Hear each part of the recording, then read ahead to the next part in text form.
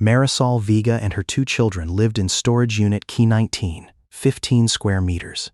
No windows, no kitchen, not an address that she dared to call home. Every evening, Lucia hung her dress on a yellow plastic hanger. Mateo turned on the voice recorder. He could say his name, but always stopped at the same sentence. I live in. A few miles away, billionaire Ethan Cole sat in the leather-upholstered car, preparing to sell the entire storage facility. To him, it was just land. It was revenue. It was a depreciating asset. He did not know behind the blue door was a family. Marisol also did not know that afternoon, the person with the power to force them to leave would step into Key 19. And in his hand would be the voice recorder containing the sentence never completed by her son. Please stay until the end of the story, because what happened after the Key 19 door was opened not only changed the lives of Marisol and the 2 children, it also forced a powerful man to look back at the part of the past that he spent many years to forget. Before continuing, please let us know from which city or country you are watching in the comments section. And if you love stories about resilience, kindness, along with the silent lives behind closed doors, please subscribe to the channel to accompany and watch a new story every evening. That afternoon, Marisol picked up her 2 children at the back gate of Desert Willow Elementary at 3:18. It was the last week of August 2026, when the school year in Phoenix had started, but summer still refused to leave. Mateo stepped out first, hugging the backpack close to his chest as if inside there was something fragile. Lucia followed, one hand holding a pencil case, the other hand gripping the yellow plastic hanger that she had brought to class during the costume drawing period. Marisol looked at the hanger and then looked at the teacher standing nearby, but did not ask why Lucia did not put it in the backpack. She had learned that children often carry small objects, not because they need to use them, but because they fear a certain place will disappear when they return. The mother and 2 children walked north, following the street with auto parts stores, a laundromat, and a plot of land covered in white gravel. Phoenix in the late afternoon was still so hot that the heat from the road surface pressed through the soles of their shoes. Marisol walked on the outside, closer to the traffic lane. Mateo walked in the middle. Lucia walked close to her brother. The yellow hanger caught on the backpack strap and made a small clicking sound after every step. They did not say they were going home. Marisol called it going to get things. Mateo called it going by the place where mom keeps the clothes. Lucia called it by the private name that she gave it herself. The Blue Room. ColeLock facility number 32 lay behind a tall metal fence, with rows of rolling doors painted in different colors. Row A was gray. Row B was white. Row C was light blue, a color that had faded after many years of sun exposure. Key 19 was located near the end of the hallway, between a storage unit containing car repair tools and a storage unit full of old book boxes. Harold Briggs was in the office when they walked through the gate. He looked up from the screen, saw the 3 of them, and then bent down to write something in a notebook. No one waved. No one stopped. The help between Harold and Marisol was built with very small things. On his desk there were always 3 water bottles placed near the edge.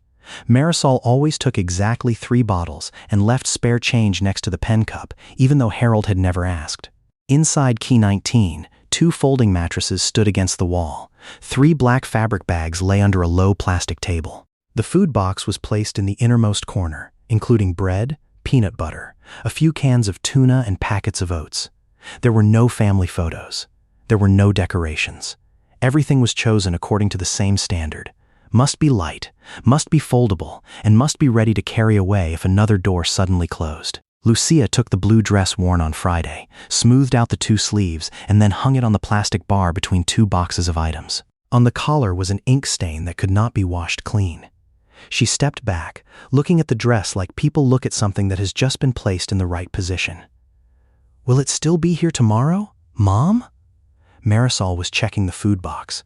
Her hand stopped on the peanut butter jar lid for a beat longer. Still here. The answer was more certain than what she felt. Lucia nodded and then sat down on the floor, taking out a coloring book. To the little girl, the promise that the dress would remain in its exact place the next morning was enough to believe the world still kept the right order. Marisol turned away, pretending to arrange the water bottles, because there are times a mother can only protect her children by talking about the future as if she has the right to decide it. Mateo sat near the door, where the light was enough for him to see the sentence cards. He placed the old voice recorder on his knee, pressed the red button, and then read each line Celia Ramos had written. "My name is Marisol Vega. I am in the 5th grade. I like books about the solar system." Every sentence was slow, but he said them all. Reaching the last card, Mateo's eyes stopped longer. "My name is Marisol Vega. I live in..." The sound of the air conditioner running was above the ceiling. Lucia turned a page of paper. Out in the hallway, a metal cart passed by and then faded away. Mateo took a breath, but did not continue speaking. After 12 seconds, he pressed the stop button. Marisol did not turn around. She knew exactly how long the silence lasted. She had heard it every evening for 3 weeks. Celia advised not to complete the sentence for him. A child needs time to find his own words. What Marisol did not know was how he could find a word for a place that originally was not allowed to be a residence. She opened the fabric bag with a zipper. Inside were $43, 3 pay stubs, Mateo's language support confirmation paper, and 2 keys. One used to open the apartment on West Camelback Road. The remaining one belonged to motel room number 27. Both were useless. Marisol still kept them because throwing them away would be like admitting those doors had never belonged to her. Near 4 o'clock, Marisol locked key 19 and led the 2 children to the convenience store to buy bread and milk. She thought they would only be gone for 10 minutes, so left the voice recorder on the mattress. Lucia also left the dress on the yellow hanger, but turned back to look at it twice before the rolling door closed down. A few miles away, a black sedan left Interstate 17 and turned into the industrial corridor. Ethan Cole sat in the back, a tablet placed on his knee. On the screen was the report on Facility 32. Occupancy rate, cooling cost, land price. The last line was bolded. Proposal to liquidate asset in the 3rd quarter. Ethan scrolled down to the next page, where the diagram of the storage rows appeared as small rectangles, even, without windows, without beds, and without a blue dress hanging on a yellow hanger. Ethan zoomed in on the diagram with 2 fingers. Row C was located in the east corner, where the cooling system consumed the most electricity and the metal roof had been proposed for replacement since the previous summer. On the report, each storage unit was just a square with a code number. Key 17, K18, K-Enena. Equal squares, priced by the same unit, as if everything lying behind the doors could be converted into area and rent. He stopped at the total operating cost line. Facility 32 generated less than the company's average by nearly 11%, while the land price had increased enough for a developer to offer to buy the entire facility. If sold, ColeLock would receive a sum of money larger than the projected profit of many following years. That was an easy decision. Ethan had built his career from easy decisions like that, as long as the numbers lay in the right columns. The sedan passed a row of tire repair shops, an eatery with a faded awning, and a bus stop without shade. Ethan did not look outside until the driver slowed down in front of the gate bearing the ColeLock logo. He had not been to this facility for nearly 4 years. During those 4 years, the company opened hundreds of additional locations and replaced the entire tenant management software. Facility 32 was still here, older, hotter, and less efficient. Harold Briggs waited in front of the office. He wore a beige shirt that was darkened with sweat on the back and held a file folder clipped with a blue plastic bar. He worked at the facility for 13 years, long enough to know which noises were normal, which locks were often jammed, which tenants only came at the end of the month, and which tenants appeared more frequently than the level a storage unit needed to be visited. Ethan shook his hand and then stepped straight into the office. The air inside was cool but smelled of old coffee and hot paper. On the wall was the occupancy rate board written with a marker. Under the board were 3 water bottles placed near the edge of the desk. Ethan looked at them for a second, then opened the file folder. "Take a walk around first." Harold nodded. He took the keys, checked the office door, and then led Ethan outside. There were no further questions. Harold understood people like Ethan usually want to see the asset for themselves before deciding to keep or discard it, but what they see depends on what they are used to looking for. Ethan looked at the roof. He looked at the air ducts, the peeling paint at the base of the wall, and the cracks running through the concrete. He asked about the cooling system, the number of maintenance times, and the cause of the power increase in the most recent 6 months. Harold answered every number without needing to look at the paper. The compressors of row C were older than the other rows. The east doors received direct sunlight. 2 tenants requested lower temperature control because of storing electronic equipment. They walked past row A, then row B. A man was moving wooden chairs onto a truck. A middle-aged woman stood sorting seasonal clothing boxes. Ethan only glanced briefly. Other people's belongings did not make him curious. His job started from an empty room and ended at the sum of money that room generated. What tenants put in between those 2 points in time belonged to them. Reaching row C, Harold's footsteps slowed down very little. The change was so small that a person who did not pay attention would overlook it. Ethan did not overlook it. He had spent 30 years observing the pauses before other people answered, because sometimes a half-second of silence was more valuable than a whole page of report. Row C was cooler than the outside, but the air was still thick and dry. The light blue doors ran straight to the end of the hallway. In front of key 14 there was dust. In front of key 16 was an old oil streak. The concrete part in front of key 19 was cleaner than the rest of the places. Not shiny. Just clean in the way of being swept regularly, not to impress but so that no one had a reason to stop and look. Ethan bent down to pick up an object near the base of the wall. It was a clear plastic hair clip, so small that it lay neatly on the fingertip. A pink star had peeled off one edge. He handed it to Harold. "Does the tenant have children?" Harold looked at the clip and then looked at the key 19 door. He said many tenants still brought their children along when moving things. A reasonable answer. Too reasonable. It was spoken with the preparation of someone who had thought of this question beforehand. Near the end of the row, Ethan saw a thin notebook lying on the communal cart.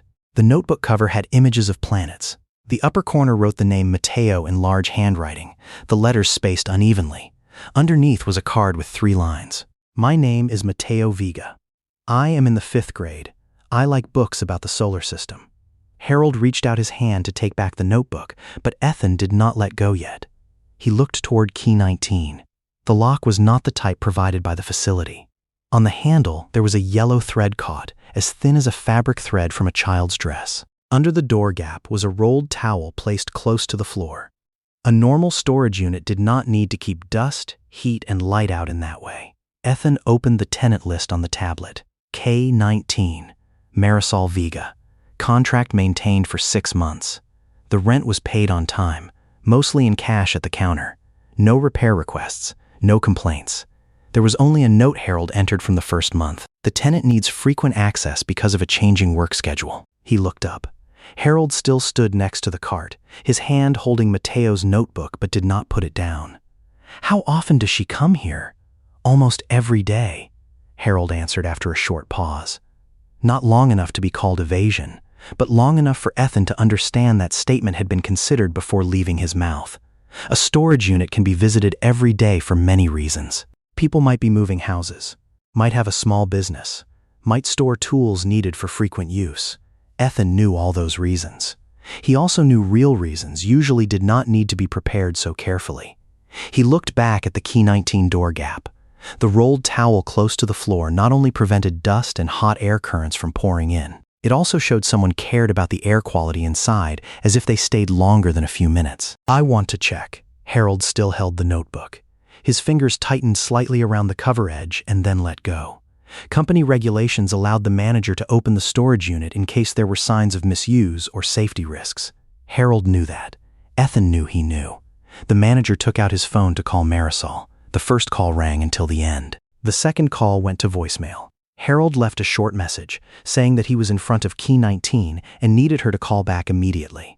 After that, he stood looking at the screen for another second, as if a part of him still hoped Marisol's name would light up before he had to do the next thing. Ethan did not rush him.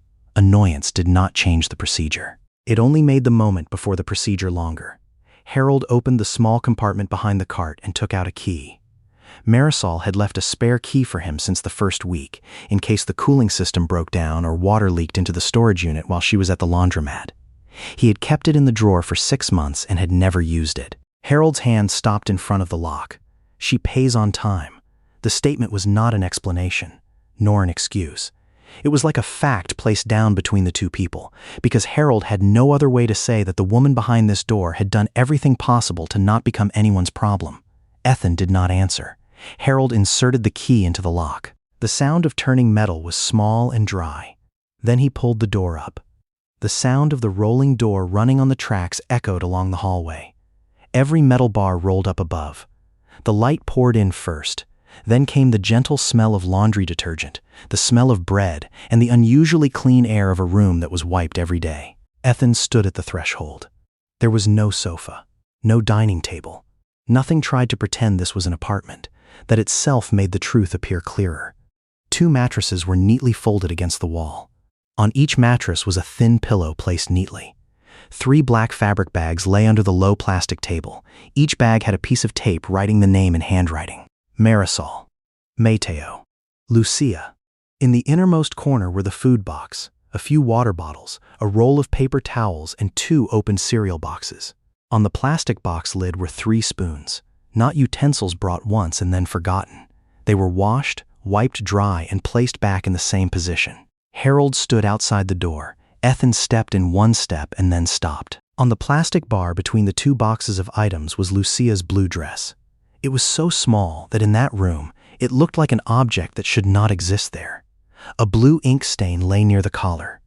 Under the dress was the yellow plastic hanger, brighter than everything else. A room becomes a residence, not when people put a bed in it. It becomes a residence when a child hangs up clothes for tomorrow. Next to the 2 mattresses was a stack of school books. 1st grade books lay on top. Underneath were the 5th grade reading book, pencil case, a few sentence cards, and the notebook with planet images Harold had just picked up. Everything was stacked straight, as if the neatness could compensate for the fact that they did not belong to this place. On the mattress near the door lay an old voice recorder. The plastic shell was scratched. 1 corner was taped with clear adhesive tape. Ethan bent down because he saw the red light still blinking weakly. He picked up the device, turned to the back, and accidentally touched the play button. A small static sound rang out. Then was the voice of a child. "My name is Marisol Vega." The voice was slow. Every word was placed down carefully. "I am in the 5th grade. I like books about the solar system." There was the sound of turning paper. A breath. Then that voice started again, smaller. "My name is Marisol Vega. I live in..." The silence prolonged. Ethan looked around the room, looked at the 2 mattresses, looked at the blue dress, looked at the 3 spoons on the plastic box. In the voice recorder, the boy took a breath again. There were no words following. There was only the sound of the stop button. Ethan was still holding the device when the sound of footsteps appeared at the head of the hallway. 3 different footstep rhythms. 1 fast rhythm, 1 slightly dragging rhythm, 1 small, uneven rhythm. Harold turned around first. Marisol stood at the end of row C, 1 hand holding the food bag, the other hand gripping Lucia's hand. Mateo walked alongside, the backpack hugged close to his chest. They saw the key 19 door was open, looked at Harold, then looked at Ethan standing inside. In his hand was the voice recorder. Marisol did not run over. She just stopped. The bread bag in her hand let out a small rustling sound as her fingers tightened. Marisol looked at the voice recorder in Ethan's hand before looking at his face. That was the order of a mother checking the extent of the damage. The door was opened. The 2 mattresses had been seen. Lucia's dress was hanging in the middle of the room. But the voice recorder was the thing that made her face change, because in it was not only Mateo's voice. It was the part of the sentence that she had not been able to give her child a word to complete. "I will take the children out of here before evening." She spoke very calmly. No apologies, no explanations.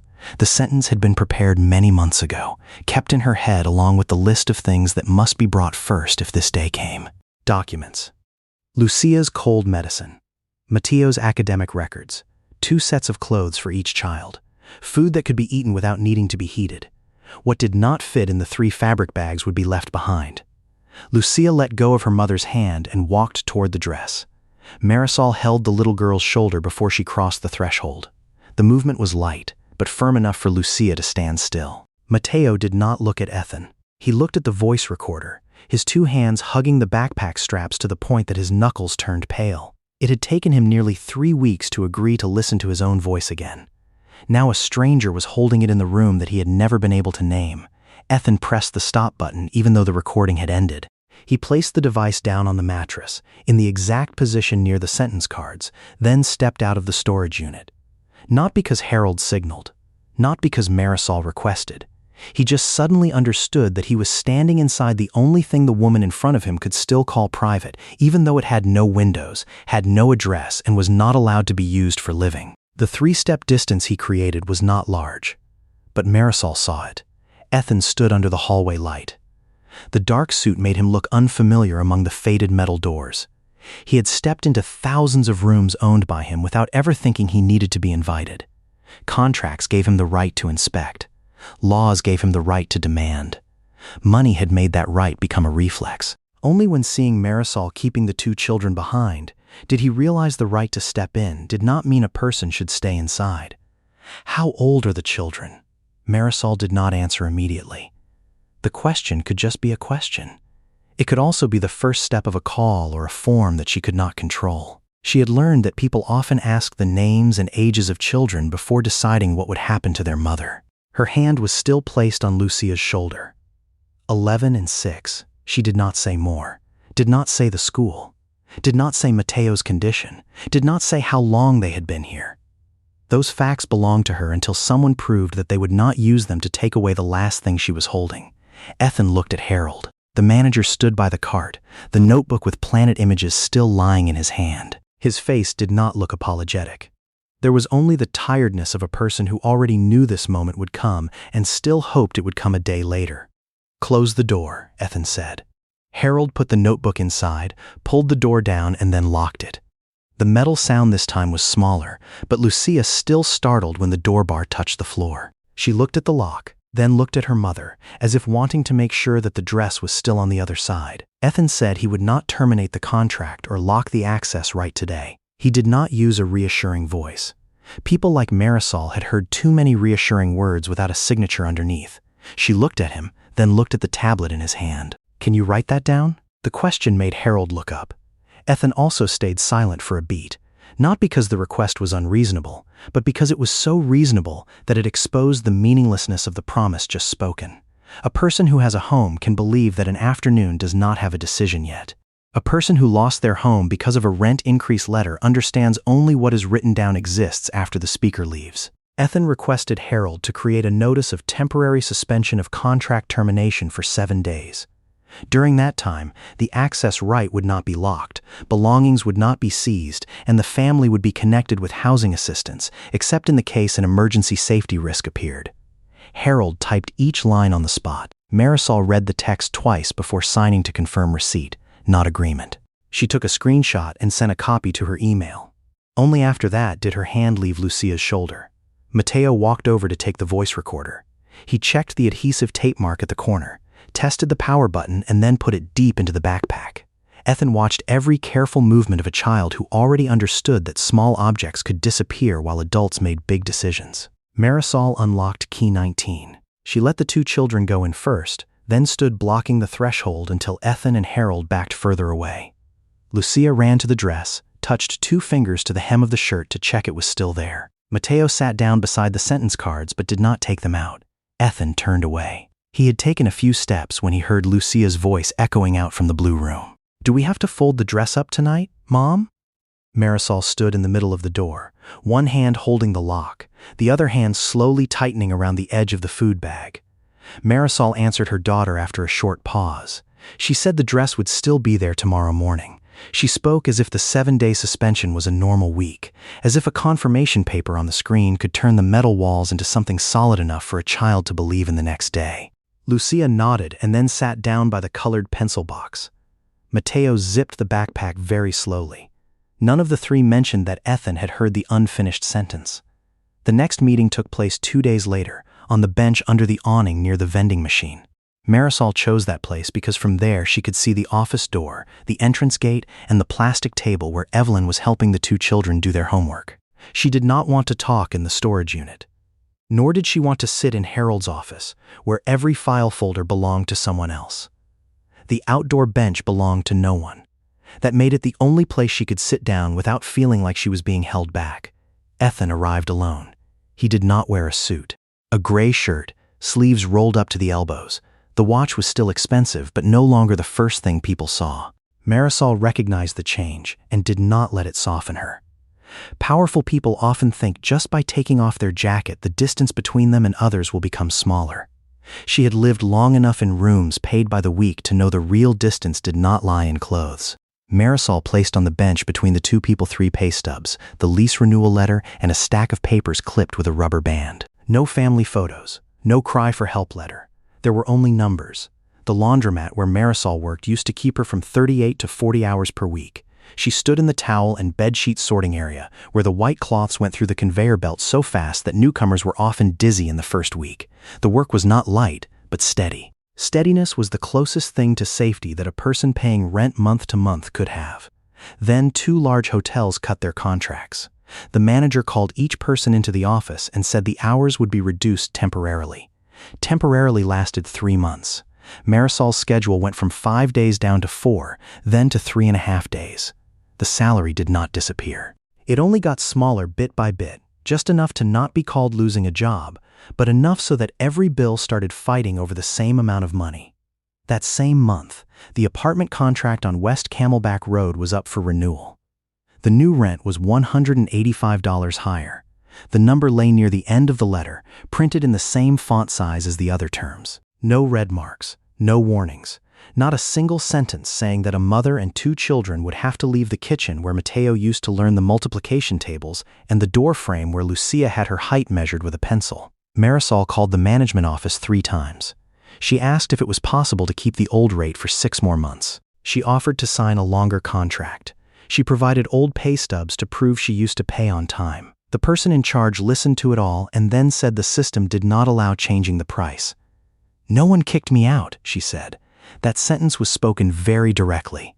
I just no longer had enough money to stay. Marisol returned the apartment on time because she did not want the record to have a debt. She cleaned out the refrigerator, wiped the kitchen, and patched 2 nail holes on the wall, even though she knew the deposit might not be fully refunded.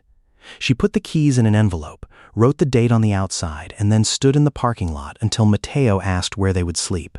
The first motel charged by the week. The room had 2 beds, a microwave, and a curtain that did not close all the way. Marisol told her children that it was a short vacation. By the 3rd week, Lucia stopped asking when they were going home. The second motel was cheaper, but increased the price after 11 nights. The $60 difference was enough money to buy food for nearly a week.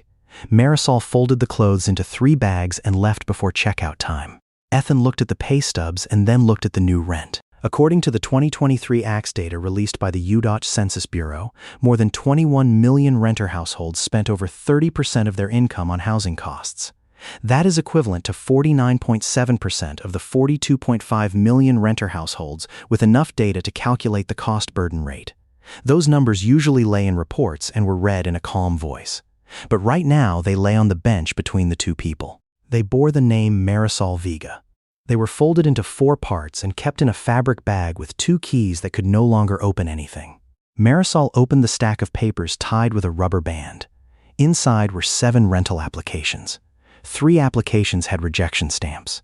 2 places required income 3 times the rent. 1 place needed a guarantor. The last place had never called back. "Were you offered any temporary accommodation?" Ethan asked. Marisol looked toward the plastic table. Evelyn had just pressed the small bell after Mateo finished reading a sentence.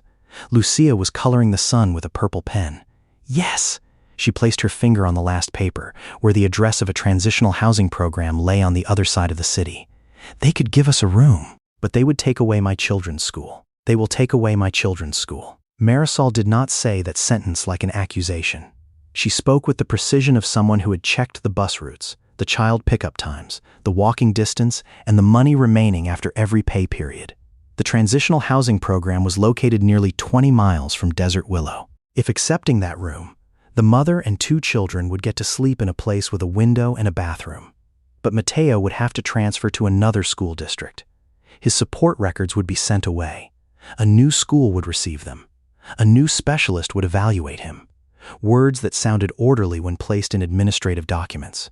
To Mateo, they meant starting over. He had changed schools 3 times in 4 years. The first time happened when the landlord of the old apartment did not renew the contract. Mateo was in 2nd grade and had just started seeing a support specialist because he often knew the answer but could not say it out fast enough. The new school required a re-evaluation. The process lasted nearly a semester. By the time the first support session was scheduled, the family had to move again. The second time, the records were sent missing a page. No one intentionally lost it. An employee quit their job. An email address was entered incorrectly. A piece of paper lay in the pending tray longer than normal. Children like Mateo were not rejected by the system with a clear sentence. They were held back by delays so small that no one felt they were responsible. The third time, Mateo stopped raising his hand.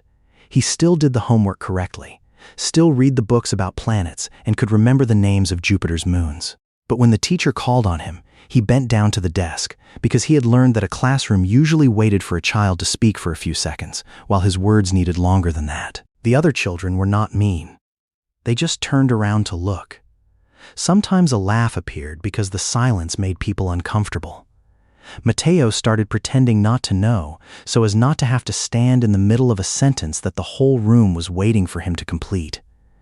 Desert Willow was the first place that did not force him to race against other people's patience. Celia Ramos met Mateo in the second week of the previous school year. She did not force him to introduce himself in front of the group, did not complete the word for him, did not say, "Just be calm," in a way that made a child understand his slowness was making adults lose patience. Celia gave him the sentence cards, the voice recorder, and a single rule. He was allowed to stop, but did not need to apologize for stopping. 3 sessions every week, Mateo sat in the small room next to the library. Celia placed the clock face down so he did not see the time. He learned how to divide a long idea into short segments, learned how to take a breath before a difficult word, learned that silence was not a failure. After 4 months, he could read a paragraph in front of Celia and 2 other students. After 6 months, he said his name without looking down at his shoes. Marisol tracked the progress through changes other people might not notice. Mateo started ordering his own food at the food counter. He asked Harold to borrow a pen instead of standing, waiting for his mother to guess. One morning, he corrected Lucia when she said Saturn was the largest planet. The correcting sentence only had 8 words. Marisol had turned her face toward the sink because she did not want her son to see her eyes red. "I did not choose that room," she said. She looked toward row C, where the blue door lay hidden behind the corner of the wall. "I chose the 6/10 of a mile between my son and the first place that did not force him to start over." Ethan did not reply. He looked at Mateo sitting with Evelyn. He was reading a card. His lips stopped in the middle of a sentence. Evelyn did not lean forward, did not prompt the next word. She just sat still, her 2 hands placed next to the old desk bell, waiting for him to find the way to finish the rest of it himself. Marisol's life might look like an exception when shrunk into Key 19. But on the count night of January 26, 2026, Maricopa County recorded 9,726 people experiencing homelessness.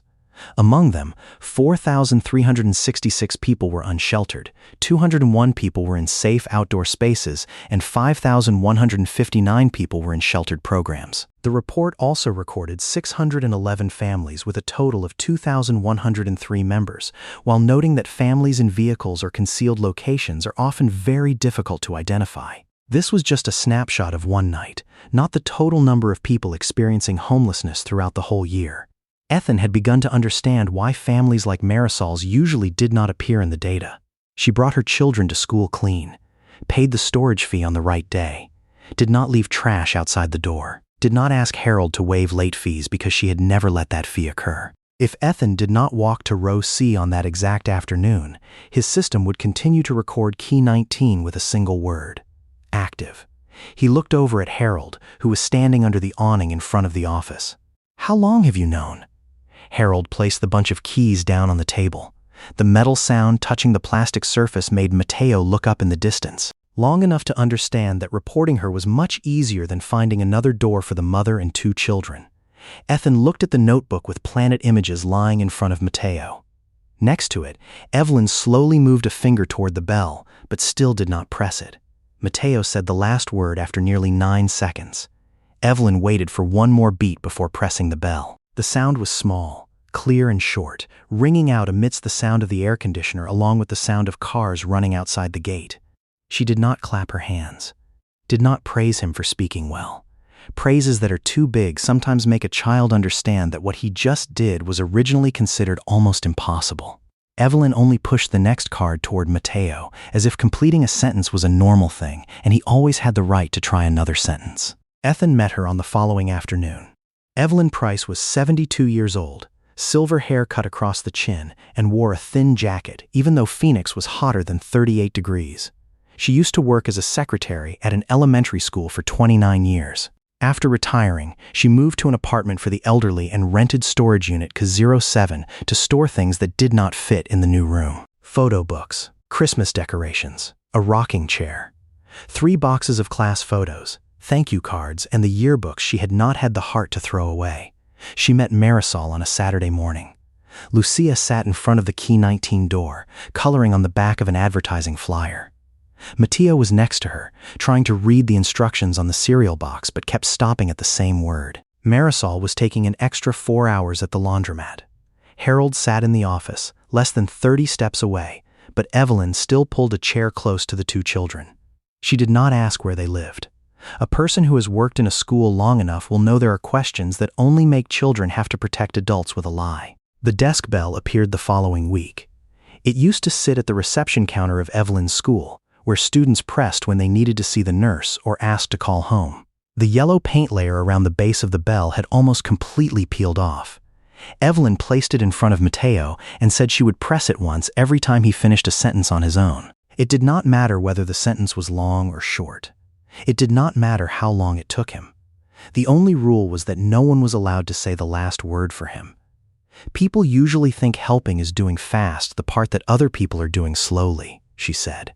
After that sentence, Evelyn turned to fold Lucia's worksheet along the line. She did not know she had just explained what Harold had done for Marisol's family for 6 months. He could not open an apartment, could not increase her salary. He only kept the Key 19 door from being closed earlier, while the people inside tried to find another door. Ethan asked if Evelyn knew how many rental applications Marisol had submitted. She said she did not know the exact number, only knew that every time she was rejected, Marisol would buy a new envelope and use the exact same old pen to fill out the next application. She did not ask her for money.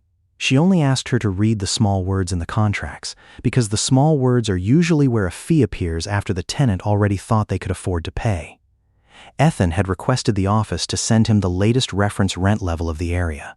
According to the fiscal year 2026 fair market rent of the U.Ches. Department of Housing and Urban Development, the level in Phoenix Mesa Chandler was $1,583 per month for a 1-bedroom unit and $1,839 for a 2-bedroom unit.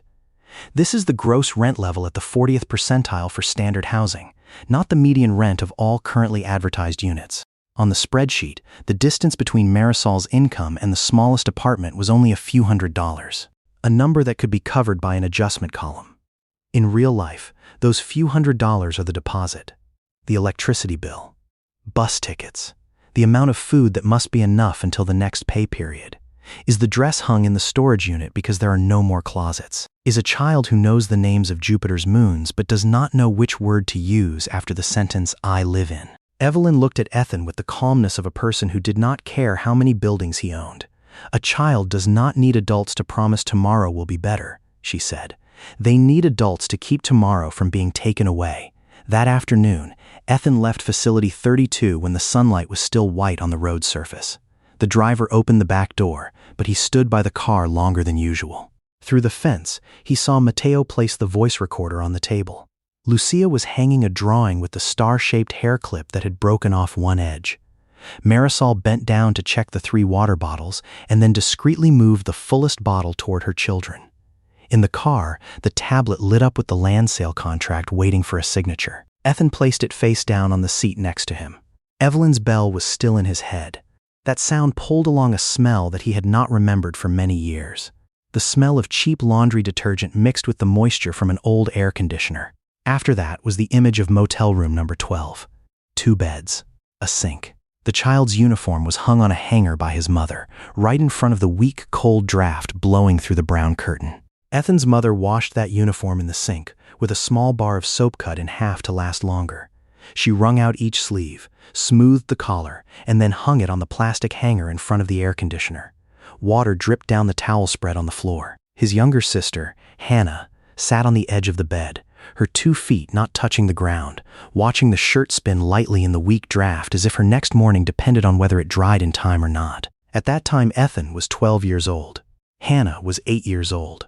They had moved through 3 motels in less than a year. Each place had the same paper-wrapped plastic cups, the same strong bleach smell in the bathroom, and the same small board behind the door noting the checkout time. His mother called them temporary apartments. Ethan knew she chose that word because motel sounded like a place people would leave, while apartment sounded like a place one could stay long enough for children to stop memorizing the way to the ice machine. Hannah stuttered since she was small. At the first school, the teacher waited for her to finish speaking. At the second school, the teacher usually guessed the rest and then wrote the answer on the board. By the third school, Hannah no longer raised her hand. She started using shorter sentences than what she really thought, because the longer a thought was, the more places there were for words to get stuck. One evening in room number 12, Ethan woke up because of the sound of Hannah whispering in front of the mirror above the sink. She wore a nightgown, her two hands gripping the counter edge, looking straight at her reflection. "Hannah Cole," she stopped, took a breath, tried again. Behind, their mother was packing clothes into bags because the next morning the room rate would increase and they had to move somewhere else. She folded everything very fast, but when hearing Hannah practice speaking, her hands slowed down. She did not turn around, did not correct, did not tell her child to try one more time. She just stood there with Ethan's shirt in her hand, giving Hannah a silence wide enough for her to pass through on her own. Hannah tried until the 6th time, then could say the full name. No one clapped. Mother just continued folding shirts. Ethan lay still on the bed, pretending to sleep, because at that time he did not yet understand there were victories too fragile to be touched by the excitement of others. The memory ended there for many years. Ethan did not remember where they moved to the next morning.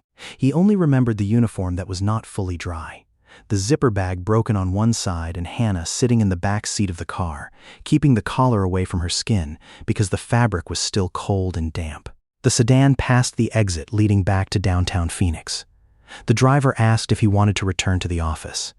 Ethan looked at the land sale contract lying face down next to him and then said the address of Facility 32. During the drive back, he made 4 calls. The first call was to the legal department.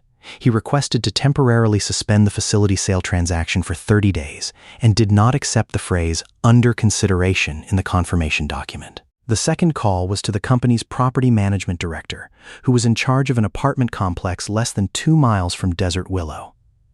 Ethan asked if any units were vacant, how much the rent was, and whether the company had an income-adjusted program. The third call was to a family housing support organization that ColeLock had sponsored in a year-end campaign. He had signed the check 2 years ago, taken a photo in front of the backdrop, and then forgotten the director's name. This time, he noted down every document requirement, the approval time, and the conditions to maintain the school for children. The last call was to Celia Ramos at Desert Willow. Ethan did not ask about Mateo's diagnosis or private records. He just asked what usually happens if a child receiving support has to transfer schools in the middle of a semester. Celia was silent for a moment and then said the records could be transferred. Trust could not. The answer made Ethan remember Hannah sitting in 3 different classrooms, each time shortening her sentences a little more. When he returned to Facility 32, the sun was lower, but the concrete surface still held heat.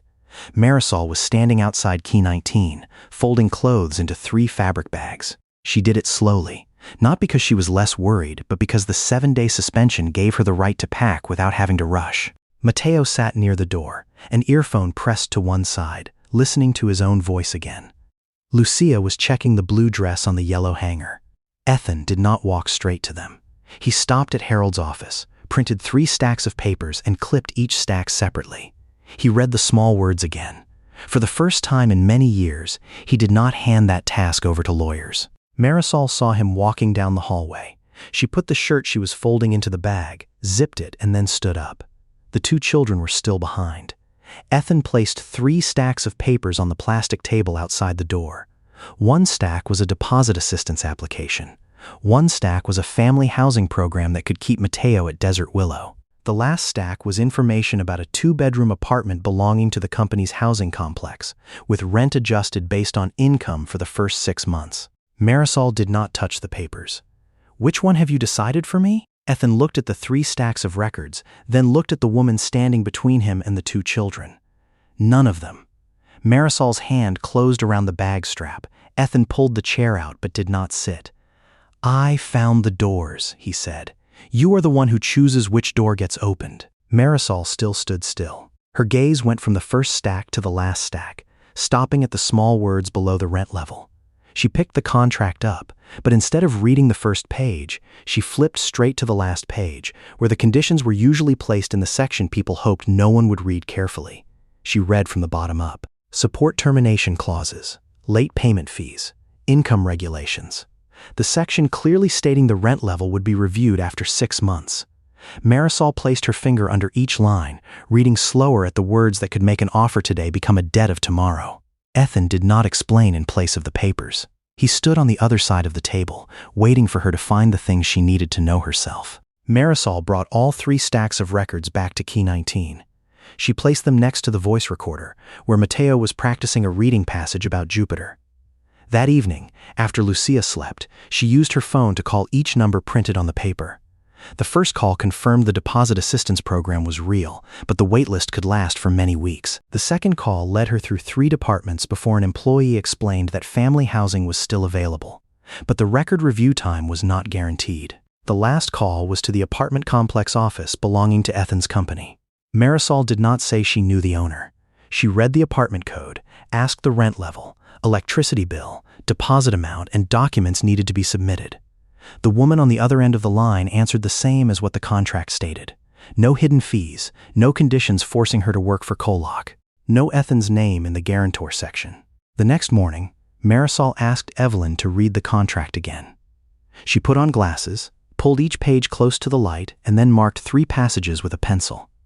After that, Marisol sent a photocopy to a free housing consultant. She waited 2 more days. During those 2 days, Ethan did not call to urge. Harold did not ask what she had chosen. The silence this time was different from the silence before a door about to open. It was a space wide enough for a person who was used to being decided for to be able to decide for herself. On the 4th day, Marisol went to the apartment complex management office. She wore the white shirt still reserved for job interviews and brought along 3 pay stubs, ID card, the school's confirmation paper, along with an envelope holding her savings money. The apartment was located on the 2nd floor. 2 bedrooms. 1 bathroom. The living room window looked down at a small lawn that was sunburned in a few places. Not beautiful in the way advertising flyers usually use the word beautiful, but it had closets, had a sink, had a door that could be locked from the inside. Marisol did not sign immediately. She requested to fix a line in the contract to clearly write her name as the sole tenant. The company's support amount was recorded as temporary credit, not a loan.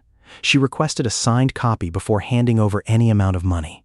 The manager looked at her longer than normal, then made each change. Ethan was not present when Marisol signed. She had requested so. The new key was placed in a white envelope. Marisol held it with 2 fingers, similar to the way she used to hold the West Camelback apartment key before placing it into the return envelope. The old key and the motel key still lay in the small fabric bag. When the 3rd key was placed next to them, the 3 pieces of metal bumped into each other, letting out a very light sound. No one in the office heard it. Marisol heard it. They moved their belongings on Saturday afternoon.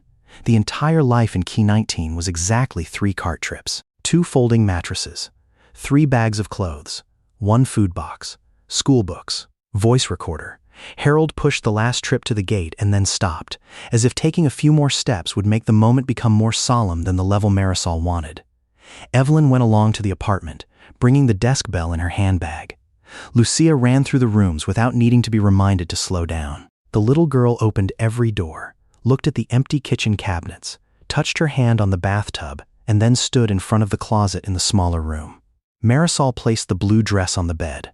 Lucia took the yellow plastic hanger, slipped it through the collar, and hung it on the metal bar. She closed the closet door, then opened it. The dress was still there. Lucia closed the door again, this time longer. When opening it, she touched the dress hem like she used to do in Key 19. "Tomorrow I don't have to fold it into the backpack anymore, right, Mom?" Marisol was kneeling beside a clothes bag. She bowed her head, her 2 hands still holding Mateo's shirt in the middle of an unfinished fold. Not anymore. Her voice was so low that Lucia had to look back to be sure she had heard correctly. After that, the little girl closed the closet, did not open it to check a 3rd time. That evening, the mother and 2 children ate noodles in paper bowls because they did not have real bowls yet. Mateo sat under the living room window, placing the voice recorder on his knee. Outside, the light from the parking lot shone through the curtain into a long streak on the floor. He pressed the red button. My name is Marisol Vega. He stopped, took a breath. I am in the 5th grade. I like books about the solar system. Marisol sat by the kitchen table, her back turned. Evelyn held the phone on the other end of the call, the bell placed in front of her. Mateo looked at Lucia's bedroom door, looked at the window, looked at his mother holding 3 keys in the palm of her hand. My name is Marisol Vega. I live in a house with windows, with my mother and younger sister. On the other end of the line, Evelyn pressed the bell once. The sound echoed through the phone speaker.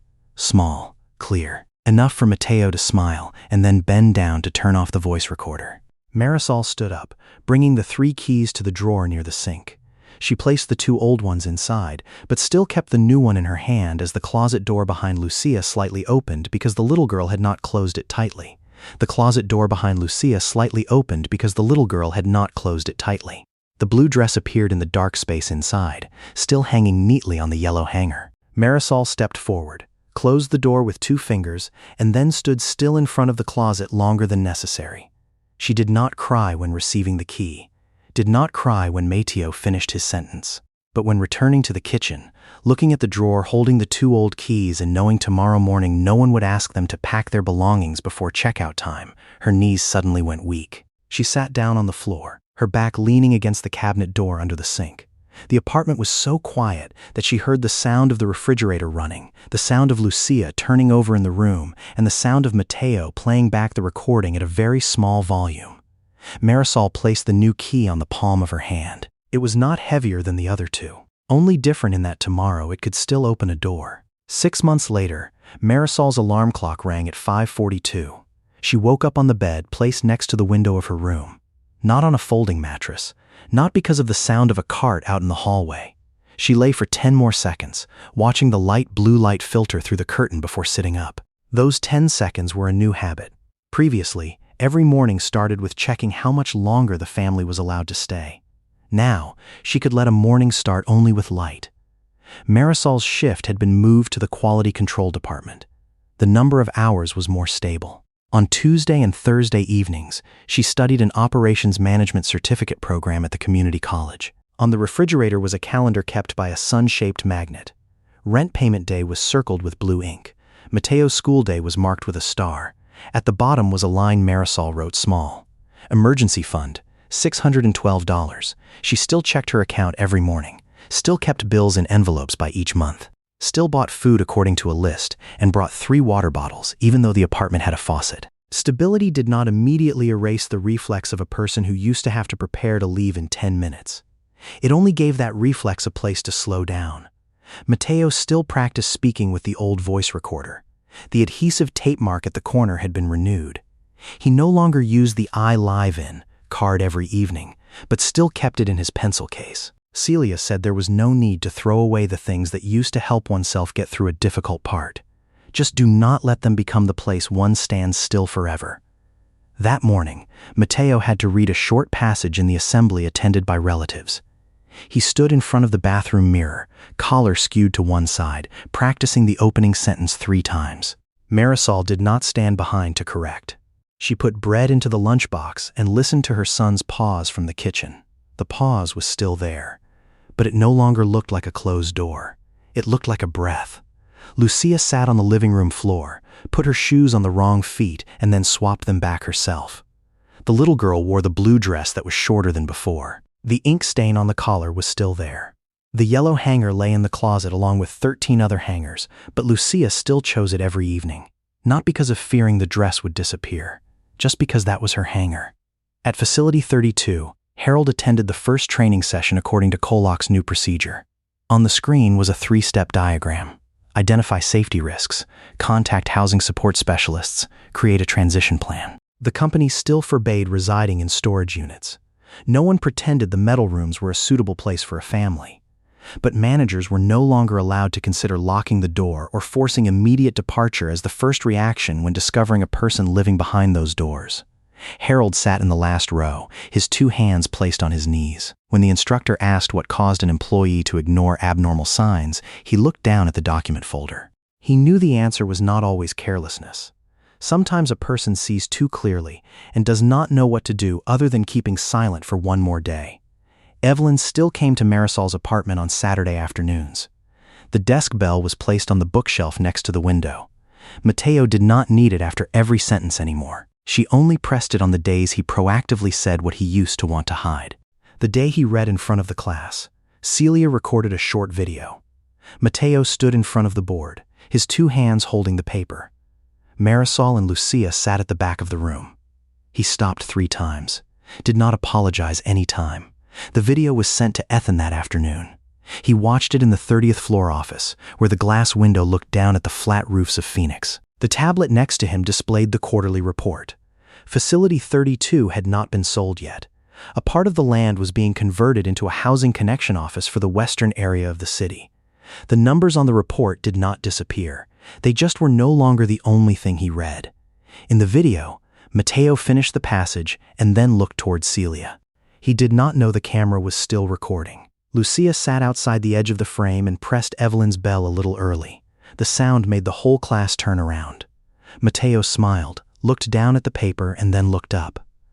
"I have one more thing." Ethan pulled the volume up. Mateo looked toward his mother.